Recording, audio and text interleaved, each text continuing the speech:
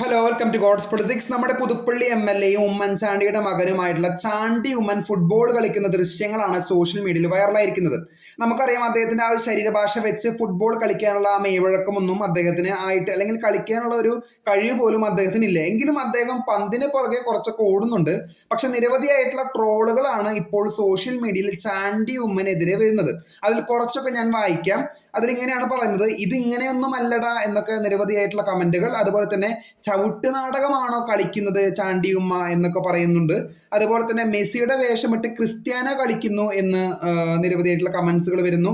അതുപോലെ തന്നെ തീറ്റ ഒന്ന് കുറയ്ക്കേ, അല്ലാതെ വല്ലാതെ തടിച്ചു കൊഴുത്തു എന്നൊക്കെ നിരവധിയായിട്ടുള്ള കമന്റ്സുകൾ വരുന്നു. അതുപോലെ തന്നെ ഇലക്ട്രിക് സൈക്കിളിൽ ചുമ്മാ കയറി ഇരിക്കുന്നത് പോലെയല്ല ഫുട്ബോൾ കളി എന്ന് നിരവധിയായിട്ടുള്ള കമന്റ്സുകൾ വരുന്നുണ്ട്.